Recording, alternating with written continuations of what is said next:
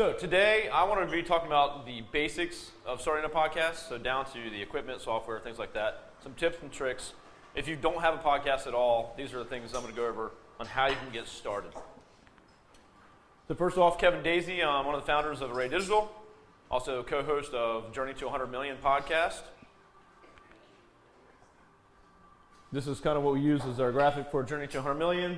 We won an award, so we obviously know what we're doing. And I'll just give you a little information about our podcast. So on our podcast, we talk about entrepreneurship, running a business, the ups and downs, not so much about marketing, which is what we do, but we just talk about the good, the bad, and the ugly. Right now, we have about just a little under 30,000 downloads and over 300 episodes. So our podcast is a daily podcast. We also do it as a flash briefing. So it's about 5 minutes per episode. So they're very short bits of information that you can get. So, why start a podcast? For us, the landscape is growing. So I'm going to share a few stats on how many people listen to podcasts and flash briefings with Alexa and the growing market. And basically how many people you can get in front of by having a podcast. So right now, 90 million Americans listen to podcasts at least monthly. And then as far as having a smart speaker in your home, so now more ways to listen. Not to mention in your car, and my truck has, Android Auto or Apple Auto. You can listen to your podcast in your vehicle very easily now. And in my kitchen or anywhere in my house, I have a smart speaker to where I can listen while I'm doing what I'm doing. So this is big for podcasting because now people can listen in more places, right? So there's a 78% growth in 1 year from 2017 to 2018. I don't know what the numbers in for this year. There's not a lot of data on it. Maybe it'll come out in December this year. But 118 million homes have a smart device in their home. So again, there's a much bigger audience out there now. So step one, pick your style of podcast. This is important to figure out what you're going to do, how you're going to use your podcast, but what kind of style and format you're going to have. So a couple of styles you can go. The solo podcast would be just you. It's kind of like how me and Eric do it. It's just me talking for 3 to 5 minutes. You get a takeaway, and that's it. The podcast interviews, so that would be where you go and interview other people. You can do this online, or you can actually be in there, have a studio where you do this. These are very popular. The multi-host show, so this might be where you have multiple people that are always on the show talking about different topics and subjects. Or then you have the round table, more of a conversational. So that's more ad hoc, conversational type of podcast. So I think first step is choosing which one you want to do so that you can prepare for it. Step two, choose the length of time. So this is very important because is it going to be daily? Is it going to be monthly, weekly, whatever it's going to be? But choose what that format's going to be so you can prepare for that as well. So I'll give some tips here. If it's daily, you can do 5 to 10 minutes. If it's weekly, 30 to 60 minutes is good. And if it's monthly, you can go up to 90 minutes. Me personally, I'm not going to listen that long. 60 minutes is my breaking point. Step 3, choose your equipment. It's very basic. When we started, we just had a little plug mic in your phone and just started recording. But you can get a very cheap microphone. If you have a Mac or a laptop, maybe a pop filter, you're good to go. Choose your software. We use Audacity. It's a free app on Mac. You can get it, download it. It's where you just record and edit your episodes. Very, very easy to do. And then we use Cast to deploy out and publish our episodes. And step 5, just launch it. I think that's the biggest thing is just launch it. And I'll give her a couple of things there. When we launch ours, we put them out on all these different channels. Again, you can get more as you go, and using Cast will help you publish in these areas. And pro tips would be, again, just get started. The biggest thing we see is people, they want it to be perfect. They don't like hearing their voice. They don't actually roll it out. So just get started, put it out there. You're not going to like your voice, so this will take time for you to like it. So just start doing it. Put it out there. Have fun and mix it up. We've had to do that. We're going to continue to do that with our podcast. And then obviously see what works best and continue to ask people for feedback and try to improve it. The next step for us is to create a backlog. So this is a backlog of things that we want to talk about. So for us, we use this software called Asana. You could use anything you want. You can use Excel, Google Sheets, you could use, it doesn't really matter. But in our opinion, it's a good idea to create a backlog of ideas for future episodes and start thinking about what those episodes are going to be. If you need guests, start thinking about who the guests could be. Start lining things up. And once you write it down, at least for us, then it becomes a little more real and you start to kind of flesh it out.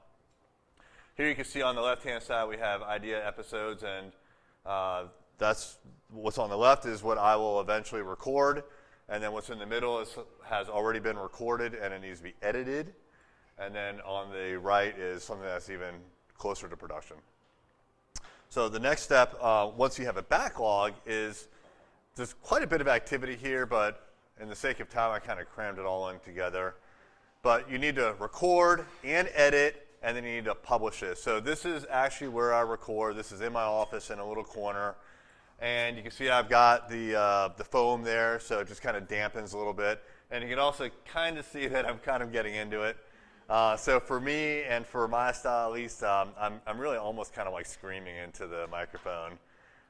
And so it gets a little bit awkward sometimes. What I would recommend is have a quiet space, either in your office or in your home, or Kevin actually does his in the garage. I'll usually go into the office on the weekends because I'm talking really loud, and it's awkward to know that there's people on the other side of the door, even people on the other side of that wall behind that diploma there that work for a different company that can hear me. And so I like to be in there when there's no one else in there. But we record, and then what we do is we remove the silent parts, if there is any, in the beginning and the end, drop in a standard intro and outro, and then we schedule it. As part of the editing and publishing, we need show notes. So we have a process where my really only responsibility is to record, frankly, and then I kick it over to our team. So I'm lucky that I run an agency and we've got people that can do this for me. So as the creator, all I need to do is record, and then I really just assign it to Jake, and he and his team take over from there. One of the things they do is they listen in and they take show notes. So they create these show notes. Those show notes go into the tool that we use to publish, which Kevin mentioned already is called Cast. And those show notes and the episode and everything that goes along with the podcast gets pushed out to various podcasting platforms. Technically, it's actually not pushed. It's more like it's available, and then those platforms pull from it. So all we have to do is put the information into one system, and then it magically just goes everywhere. So for us, we have a lot of different platforms that we support, like Google Podcasts, and we have Apple Podcasts and flash briefings through Amazon. And we don't have to do anything with those platforms every time we publish. We just put it into one place, and it goes out there, which is great. So the work in supporting those different platforms is done just one time, and that's it. All right, now at this point in the process, we've recorded, we've edited, it's published, but we need to let people know. So it's not enough just to actually put it out in the podcasting world. You need to put a little bit of effort behind it, a little bit of marketing to make sure that people are aware. So it's important, I think, to get the word out, because you not only want people that are subscribed to your podcast to know that there's a new episode, you want to let other people who maybe don't know that you even have a podcast to know that you have a podcast. So we have a mix of automated marketing and then like old-fashioned digital marketing. So the automated is through Zapier. So who here uses Zapier? All right, I'm surprised not more people use it, especially marketers. It's a fantastic tool where it'll just take data from one system and push it out to all these different systems. So it's a screenshot of many, many steps. This is just the bottom section of the process. But what we do is it knows every time an episode is released through the platform that we chose, which is Cast. And then it goes through a whole series of steps, and there's quite a bit of logic, actually. And you can see here I've got some questions. This is like a kind of pseudo-programming where I say, is today a day that we're going to publish on Twitter? Is today a day that we're going to publish on Facebook? And I have some rules set up there. But what happens is, if the answer is yes, then it will automatically push out some of this content that we put into the podcasting platform. So as you can see here on the left is LinkedIn, and it has those show notes, so it's decent content that maybe people want to read. It has a picture here of our grand opening, and then over here, what is this? This is Twitter. So on Twitter, it's a different image. And so I have lots of different images that are sized appropriately for the particular social media platform, and then I have some logic that will randomly pick one of them. So it's not always the same image every single day. So sales have been not happening. Lots of activity, lots of meeting, lots of prospects. But, our sales cycle takes a good 30 days or more. So if we just had the wrong lineup of prospects and timing, we can go a month or so without any sales.